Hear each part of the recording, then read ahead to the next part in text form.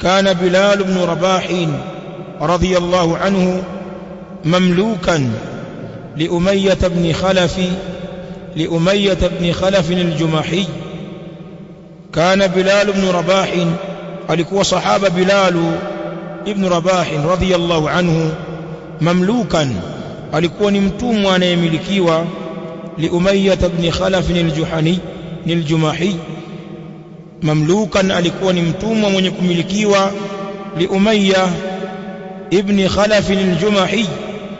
Wa huyu bwana akiitwa Umayyah ibn Khalaf al-Jumahi alikuwa ndio bwana anayemmiliki Bilal ibn Rabah al-Habashi. Sahaba huyu mwenye asili ya nchi Ethiopia, Uhabeshi huko, Ethiopia na viunga vyake. Fakana Umayyah yaj'alu fi unuqihi hablan, na akawa huyu Umayyah ibn Khalaf mtu wadui sana huyu wa Uislamu, alikuwa kafanya uadui mkubwa kwa Mtume alayhi salatu wasalam na kwa masahaba. Huyu ana historia mbaya sana ya kufanyia uadui Uislamu. Fakana Umayyah yaj'alu fi unuqihi hablan, na akawa Umayyah anaweka katika shingo yake Bilali kamba.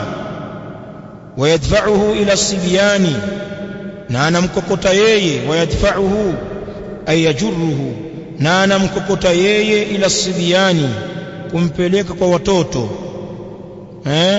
Anamfanya kama toi vile.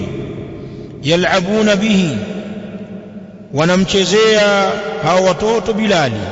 Yal'abuna bihi, wanamchezea yeye hao watoto, wakimchezea Bilali. Wengine wakampiga mawe, hao wakimfinya, hao wakimvuta, hali ya kuwa amefungwa kamba radhiyallahu ta'ala anhu. Wa huwa yaqul, na hali ya kuwa yeye anasema, yani Bilal, ahadun, ni Allah peke yake, ni Allah peke yake. Bali Sheikh anasema, wa kana yakhruju bihi fi waqti adh-dhahira, na alikuwa anatoka naye huyo Bilali fi waqti adh-dhahira, katika wakati wa jua kali, jua likiwa katikati ya mbingu, ndio wakati adh-dhahira, kabla halijapondoka, liko katikati pale, jua kali kabisa. Wa kana yakhruju bihi fi waqti adh-dhahira, na alikuwa anatoka naye katika wakati wa jua kali. Fayatrahuhu ala dhahrihi, na anamtupa ardhini juu ya mgongo wake. Fi ramdai, katika ardhi ya changarawe. Fayatrahuhu ala dhahrihi, na anamtupa kwa juu ya mgongo wake. Fi ramdai, katika changarawe. Ataelezea hiyo ramda, anasema wa hiya ramlu, ar-ramda nazo ni changarawe. Au al-hajaru shadidu al-harara, au jiwe lenye moto mkali, jiwe ambalo limepigwa na jua likapata moto wa kisawasawa. Sasa mawe kama haya yanakuwa yamekusanyika, anakwenda kumlaza hapo sahaba huyu mtukufu, muadhini wa Mtume alayhi salam, Bilal ibn Rabah. Thumma ya'muru bis-sakhra, kisha anaagiza jiwe kubwa. Amelisifia hapo mbele, lakini as-sakhra asili yake ni jiwe kubwa. Thumma ya'muru bis-sakhrati al-'azima, kisha anaagiza, anatoa amri liletwe jiwe kubwa. Ashamlaza kwa mgongo wake, sasa anaagiza liletwe jiwe. Sasa fatudha'u ala sadrihi, na linawekwa hilo jiwe juu ya kifua chake. Chini pana changarawe za moto, na wamemtoa nguo zake, wanamlaza kwa mgongo wake, na linaletwa jiwe kubwa, anawekewa juu ya kifua chake, hawezi hata kujitikisa. Thumma yaqul, kisha anasema, Umayya akimwambia Bilal, la tazalu hakadha hatta tamuta au takfura bi Muhammadin, utaendelea kubakia hivi hivi, utakaa hapa juani, hatta tamuta, mpaka ufe wewe, au takfura bi Muhammadin, au mkufuru Muhammad, uachane na dini ya Kiislamu. Mtumwa wake yeye ni mwenye kummiliki, anamfanya atakavyo. Au takfura bi Muhammadin, au kamkufuru Muhammad, wa ta'bud al-Lata wal-Uzza, na ukamwabudu Lata na Uzza. Lakini Bilali, angalia salaba hii ya waislamu wa mwanzo, fayaqul ahadun, ni yeye Allah peke yake, ni Allah peke yake. Wakati wengine unatafakari, unasema kwamba je, sisi tungeweza kustahamili kwa kiwango hiki na tukabaki na Uislamu? Allah aliwachagua waja wake maalum kuibeba dini hii. Katika hali hii ya kuadhibiwa, anasema wa marra bihi Abu Bakr radhiyallahu anhu yawman, na akapita kwake Bilali wakati anaadhibiwa. Sahaba Abu Bakr radhiyallahu anhu siku moja, yawman. Wa marra bihi Abu Bakr radhiyallahu anhu yawman, na akapita kwake yeye Abu Bakr radhiyallahu anhu siku moja. Wa huwa yu'adhabu, na hali ya kuwa Bilali anaadhibiwa. Fashtarahu, Abu Bakari akamnunua yeye, akamnunua Bilal. Wa a'taqahu lillah, na akamwacha huru kwa ajili ya Allah. Akamwambia Umayya, si mtumwa wako huyu, basi namnunua mimi.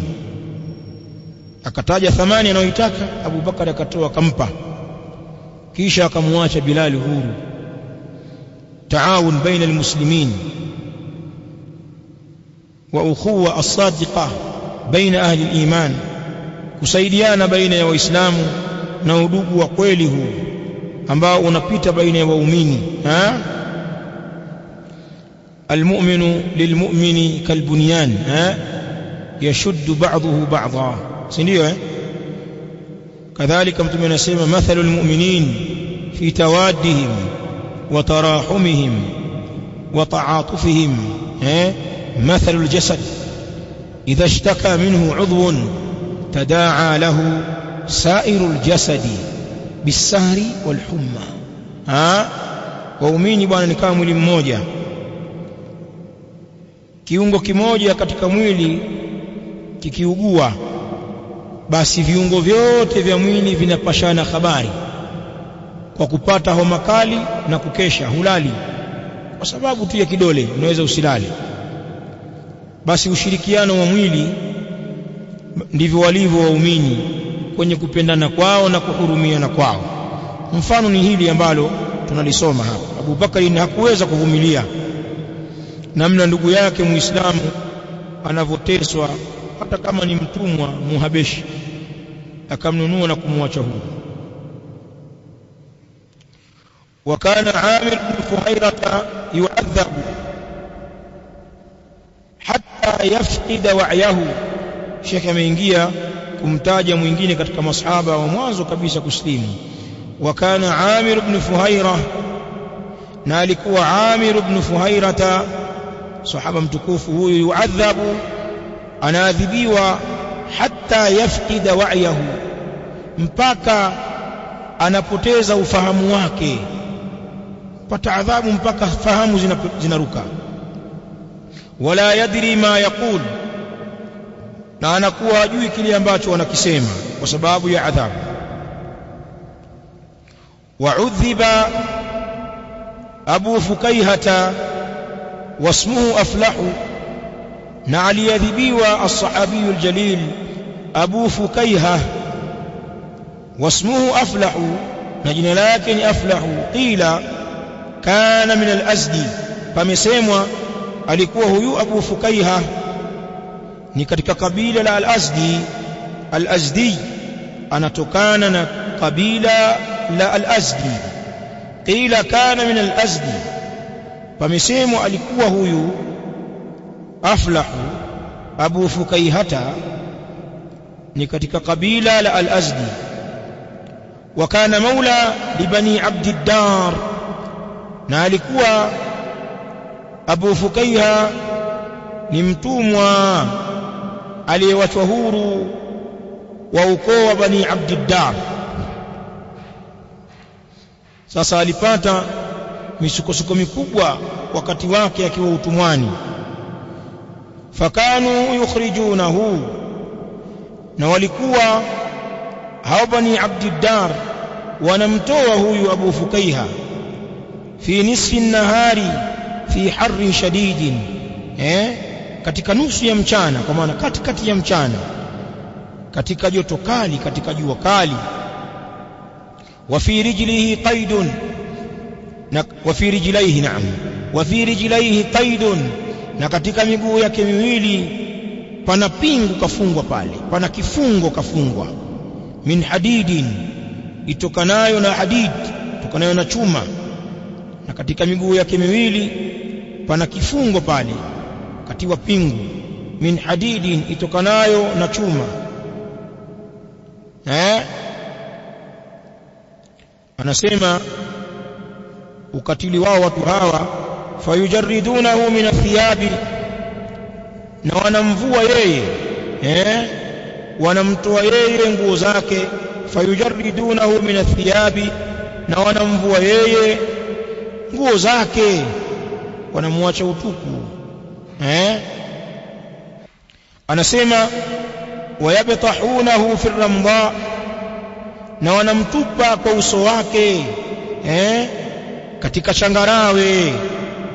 wayabtahuna ay yulqunahu ala wajhihi, wanamtupa kwa uso wake, analalia uso hivi.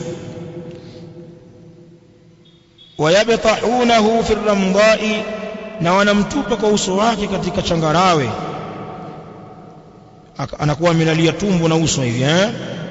Thumma yad'una ala dhahrihi sakhratan, kisha wanaweka juu ya mgongo wake jiwe kubwa, hatta la yataharraka, mpaka asijitikise, ikawa hawezi kufanya lolote. Fakana yabqa kadhalik hatta la yaqila, akawa anabakia hivyo mpaka pale ambapo inamtoka akili. Hatta la yaqil, mpaka anapokuwa hana akili yoyote, yani anakaa hivyo mpaka anapoteza ufahamu. Fakana yabqa kadhalika hatta la yaqila, na alikuwa anabakia hivyo amelazwa kifudifudi na jiwe kubwa limewekwa mgongoni, anabakia hapo mpaka anapopoteza akili yake. Falam yazal yu'adhabu kadhalika hatta hajara ila al-Habasha al-hijrah ath-thaniya. Falam yazal yu'adhabu kadhalika, hakuacha kuendelea kuadhibiwa kama hivyo, hatta hajara ila al-Habasha al-hijrah ath-thaniya, mpaka alipokuja kuhama kukimbilia Uhabeshi huko katika ile hijra ya pili, ukiacha ile ya kwanza ile. Tutakuja kuyasoma mambo hayo pia. Wakanu marratan qad rabatu rijlaihi bihablin thumma jarruhu wa alqahu fi ar-ramdha. Wakanu marratan, na walifanya wakati fulani. Wakanu marratan, na walikuwa katika wakati fulani. Qad rabatu rijlaihi bihablin, wameifunga miguu yake miwili kwa kamba. Thumma jarruhu, kisha wakamburuta. Wa alqawhu fi ramdha'i, na wakamtupa katika changarawe. Wa khanaquhu, na wakamnyonga, tia kabali, wakamnyonga. Wa khanaquhu, na wakamnyonga. Hatta dhannu annahu qad mat, mpaka wakadhani kwamba hakika yeye amekufa. Famarra bihi Abu Bakrin, akapita kwake yeye Abu Bakrin radhiyallahu ta'ala anhu. Fashtarahu, akamnunua tena, akamnunua sahaba huyu wa pili, Abu Fukaiha Aflah radhiyallahu ta'ala anhu, akamnunua. Wa a'taqahu lillah, na akamwacha huru kwa ajili ya Allah. Abu Bakar, hii ndio katika sifa zake, mali yake ilikuwa imesalitiwa katika mambo ya khairat. وكان خباب بن الأرت ممن سبي في الجاهلية, na alikuwa Khabbab ibn al-Arat ni miongoni mwa waliotekwa katika zama za jahiliya, katika vile vita vya Waarabu wakipigana wenyewe kwa wenyewe baina ya makabila. Moja katika vita vyao alipatikana Khabbab ibn al-Arat kama mateka, akaletwa Makka. Wakana Khabbab ibn al-Arat, na alikuwa Khabbab ibn al-Arat mimman subiya, ni miongoni mwa wale ambao walitekwa fil jahiliya, katika zama za jahiliya kwenye vile vita vyao. Anasema fashtarahu ummu Anmara bintu Siba'in al-Khuzaiya, na akamnunua Khabbab mwanamke aitwaye ummu Anmara bintu Siba'in al-Khuzaiya. Ummu Anmar binti wa Sibai al-Khuzaiya, atokanaye mwanamke huyu na kabila la Khuzaa. Wa kana haddadan, na alikuwa Khabbab ni muhunzi, alikuwa ni muhunzi wa vyuma. Wa kana ay Khabbab, na alikuwa Khabbab haddadan, ni muhunzi wa vyuma. Falamma aslama, na pindi aliposilimu huyu mwanamke akajua kwamba Khabbab mtumwa wake kasilimu, adhabatuhu maulatuhu binnar, alimuadhibu yeye yule bwana wake Sayyida, kwa maana bwana hapo ni mwanamke, ni huyu ummu nani? Ummu Anmara. Adhabatuhu maulatuhu, alimuadhibu yeye yule mwanamke ambaye ndiyo Sayyida, sasa ndiyo bwana wa mtumwa huyu. Binnari, alimuadhibu kwa moto. Wa kanat ta'ti bil hadidatin almuhmati, na alikuwa mwanamke huyu anakuja na chuma kilicho pashwa moto, kikakoa vizuri moto. Fataj'aluha ala dhahrihi, na anakiweka kile chuma juu ya mgongo wake. Natia chuma katika moto, kikishakuwa chekundu kabisa, anakuja na kibandika kile chuma katika mgongo wa Khabbab. Ndio Khabbab ibn al-Arat, namna taadhibu ilivyokuwa kubwa katika wakati wao. Alimfuata Mtume sallallahu alaihi wa alihi wasallam, kama wanavyoeleza ulama, akiwa na makovu. Akamkuta Mtume alayhi salatu wassalam mutawassidun burdatan lahu fi dhilli al-Ka'ba, ametandika shuka lake akiwa amejilaza katika kivuli cha Kaaba. Faqala Khabbab, ya Rasulullah, ala tad'u lana, ala tastansiru lana, ewe Mtume wa Allah, hutuombei dua sisi tunavyoadhibiwa, hutuombei nusra. Walienda kumshtakia Mtume alayhi salatu wasalam. Mtume sallallahu alaihi wa alihi wasallam alichokifanya, aliwapa tathbiti, akawapa mfano, akiwaambia kana fi man kana qablakum yu'ta birrajuli. Tumenawapa mfano, anasema pamepita hali kwa watu waliokuwa kabla yenu, wafuasi wa manabii. Yu'ta birrajuli, analetwa mtu, fayuhfaru lahu hufra, na linachimbwa kwa ajili yake yeye shimo. Fayuj'alu fihi, na anatiwa ndani ya shimo lile. Fayuja'u bil minshar, na unaletwa msumeno. Fayudhau ala ra'sihi, na unawekwa msumeno ule juu ya kichwa chake. Fayushakku nisfaini, na anagawanya vipande viwili, kipande kinaanguka huku na kingine huku. Wama yasudduhu dhalika an dini, na halimzuilii jambo hilo na dini yake. Bali akasema wayumshatu biamshati alhadid ma baina adhmihi wa lahmihi, na mtu anachanwa na machanuo ya chuma chini ya nyama zake na mifupa yake. Chanuo linaingizwa katika nyama, alafu mtu anaichambua ile nyama kama nywele zinavyotanwa. Wama yasudduhu dhalika an dini, alhadithu inda al-Bukhari, na hilo halimzuili na dini yake. Mtume alayhi salam akasema wallahi, na hapa kwa Allah, la yutimanna Allahu hadha al-amr, Allah atalitimiza jambo hili la dini, Uislamu utatimia. Hatta yasira arrakibu min Hadramaut ila Sanaa la yakhafu illa Allah wadh-dhi'b ala ghanami walakinnakum tastajilun. Allah ataitimiza dini hii kiasi ambacho ardhi itaenea amani kwa sababu ya Uislamu.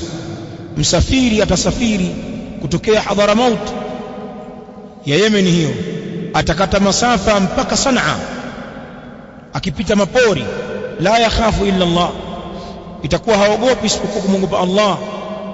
Wadh-dhi'b ala ghanami, na mbwa mwitu tu asije akavamia wanyama wake. Lakini kuhusu makafiri itakuwa wakati huo ni amani kabisa, na Uislamu umeshika hatamu. Walakinnakum tastajilun, lakini nyinyi mnafanya haraka vidume hivi. Wakanat, na alikuwa huyu mwanamke, taatibi alhadida almuhmati, anakuja na chuma kilichopashwa moto. Fatajaluha ala dhahrihi, na anakiweka hicho chuma juu ya mgongo wake Khabbab. Liyakfura bi Muhammadin sallallahu alaihi wa alihi wasallam, kwa ajili ya mkufuru Muhammad sallallahu alaihi wa alihi wasallam. Falam yakun yaziduhu dhalika illa imanan wa taslima, na halikuwa likimzidishia hilo la kuadhibiwa illa imanan wa taslima, isipokuwa ni imani na kujisalimisha kwa Allah. Wa kana almushrikuna aidan yu'adhibunahu, na walikuwa washirikina wanamuadhibu vile vile, wakimuadhibu Khabbab. Sio huyu mwanamke tu, na wengine pia walikuwa wakitoa mchango wao wa kuadhibu. Wa kana almushrikun aidan, na walikuwa washirikina vile vile yu'adhibunahu, wakimuadhibu yeye. Fayalwuna unuqahu, na wanaisokota shingo yake, wanainyonga. Fayalwun ay yalufun unuqah, fayalwuna unuqahu, na wanaisokota shingo yake. Wayajidhibuna sha'rahu, na wanazivuta nywele zake. Anasema waqad alqawhu miraran ala fahmi an-nar, na kwa hakika walimtupa mara kadhaa katika majivu ya moto. Majivu yamepata moto, wanamtupa pale. Thumma wada'u ala sadrihi hajaran thaqilan hatta la yaqum, kisha wanaweka juu ya kifua chake jiwe zito mpaka asisimame. Yani mahali moto umekokwa, imebakia majivu pale na mikaa ile ya moto, wanamlaza pale, kisha wanamwekea jiwe zito ili asiweze kusimama. Wakanat zinniratu amatan rumiyatan, zinnira, mwanamke shupavu. Wakanat zinniratu amatan rumiyatan, na alikuwa mwanamke zinnira amatan rumiyatan, ni kijakazi, mwanamke mtumwa wa Kirumi. Mwanamke huyu mwanamke wa Kirumi mtumwa akiitwa Zinnira. Aslamat, alikuwa mwanamke huyu ni mtumwa wa Kirumi, amesilimu. fa'udhibat fillah, akaadhibiwa binti huyu kwa ajili ya Allah. Wa usibat fi basariha hatta amiyat, na akasibiwa. Na habari hii ameitaja pia kwa urefu al-Imam Ibn Kathir katika al-Bidaya wa an-Nihaya radiyallahu ta'ala anha. Wa usibat fi basariha, na akasibiwa katika jicho lake, wakamtia jeraha katika jicho. Hatta amiyat, mpaka kapata upofu binti huyu. Faqila laha, pakasemwa kuambiwa yeye. Angalia washirikina walivyokuwa watu wajeuri hawa, wameshamuumiza, wanasema asabatki Allat wal Uzza, wamekusibu wewe mwanamke na hayo madhara. Allat wal Uzza, eti ile miungu yao, masanamu yao yale ndio yamemdhuru. Asabatki Allat wal Uzza, wamekusibu wewe na hilo janga Lata na Uzza. Faqalat, akasema Zinnira, la wallahi ma asabatni, hapana wallahi hawajanisibu mimi hao Lata na Uzza. Tauhid. Wa hadha min Allah, na hili ambalo limenipata latokea kwa Allah, iman. Wa inshaa, na Allah kitaka kashafahu, ataliondosha. Wanawake hao, si ndio? Huku watoto wa kike wamelelewa katika imani toka wamezaliwa, ni Waislamu, bila kupigwa kofi na mtu wala kuchapwa mjeledi. Wanawake wa leo kwa sababu ya mapenzi tu anaamua kuritadi, tena anakueleza maneno kwa ujasiri. Sasa nitafanyaje? Moyo huwezi kushindana na nini bwana, na moyo. Kwa maana umeamua kuritadi ule moyo wake, yale mahaba yalivyomjaa ya kumpenda kafiri fulani, basi moyo wake haumzingatii Allah wala dini yake wala Mtume sallallahu alaihi wa alihi wasallam. Anaritadi binti wa Kiislamu hali ya kuwa anakunywa soda, kwamba tayari bwana mimi nishawachana kule nyumbani, watajua wenyewe sasa, ni wewe tu sasa. Kidume kikafirisha ambiwa hivyo, kweli yamaliza mimi. Na pengine akawapata watetezi kwenye familia Waislamu, lakini maamuzi yake ashakuwa mkubwa huyo, maamuzi yake. Unajua mwanamke hana dini madayuthi yale, jinga kabisa. Dini ya mwanamke ni ya mume bwana. Allahu almusta'an. Wanawake walio leo wapate mazingatio na wanawake hawa, wanaishika dini yao na kuzungumza maneno ya imani na thabat katika haki walioijua katika kipindi kigumu cha kuadhibiwa. Ikiwa hawa ni wanawake wa kisahaba, wewe unadhani wanaume wao walikuwaje?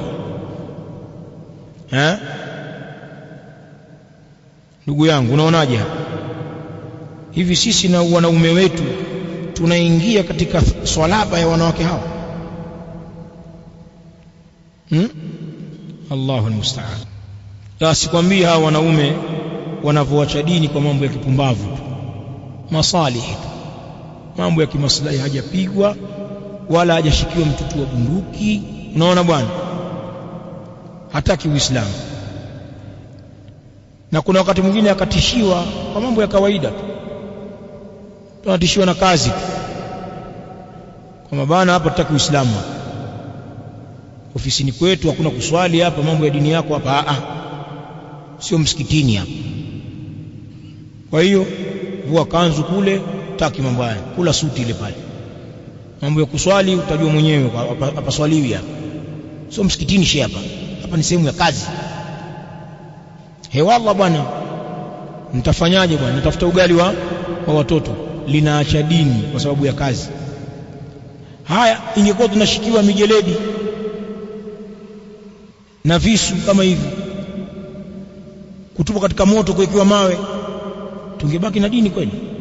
Kwa sababu ya dunia tu mtu yuko radhi na anakueleza kama vile jambo la maana kabisa. Vipi, mbona uko hivi bwana siku hizi? Kaka ofisi bwana, jamaa hapa bwana umetubana sana bwana. Sheikh, hujui kwamba kuna akhira na huo umri wako umekisiwa, ni muda mfupi sana na kuna hesabu. Wewe utakwenda kumueleza nini Allah kwamba uliacha kusimamia misingi ya dini kwa sababu ya kazi? Mbona pana waumini wenzako wameshika dini zao na wanaishi mpaka leo na hawadhaliliki katika kazi hizo za kukosa dini? Wanafanya mambo yao, masaidia fundi huko, wabeba zege, wapasua kuni, wanaishi na Uislamu wao. Wewe una nini bwana? Dhaifu, udhaifu ni mkubwa kabisa. Sasa ingekuwa tunaadhibiwa ingekuwaje? Au hujaona wengine wanakimbia dini kwa sababu ya kuogopa maneno? Kuogopa maneno kweli ya watu. Na kama anataka kuja msikitini, kanzu anatia kwenye mfuko kwanza, na kuja kuivalia kwenye udhu. Sasa tunaonekana Mswahili, tunaonekana shehe. Kwa hiyo ule Uislamu pia anauonea haya, tia kanzu kwenye mfuko na kuja kuvalia msikitini. Anaogopa pia watu wasione usijui ni Muislamu. Na leo kukutana na jamaa zake, kumbe naye humo, sema mara moja. Pumbavu kabisa. Tumefikia hali mbaya. Huyu mwanamke anawajibu, ananiambia la wallahi ma asabatni, hapana wallahi hawajanisibu mimi hao Lata na Uzza. Wa hadha min Allah, na hili lilonisibu latokea kwa Allah. Wa inshaa kashafahu, na akitaka ataliondosha dhara hili la kwamba mimi sioni. Anasema shekhi hapa, fa asbahat min alghad wa qad radda Allah basaraha, akapambaukiwa mwanamke huyu siku ya kesho yake. Wa qad radda Allah basaraha, na kwa hakika amelirudisha Allah jicho lake. Kesho yake alipoamka anaona. Allah akamponya mwanamke huyu kwa salaba aliyokuwa nayo katika dini na thika yake kwa Allah subhanahu wa ta'ala wa husnu dhann. Faqalat Quraish, wakasema Quraish baada yule mwanamke sasa kupona na kuona, hadha ba'dhu sihri Muhammadin, huu sasa ni baadhi ya uchawi wa Muhammad. Silikuwa hao ni jana huo, leo mbona naona huyo? Bismillahir rahmanir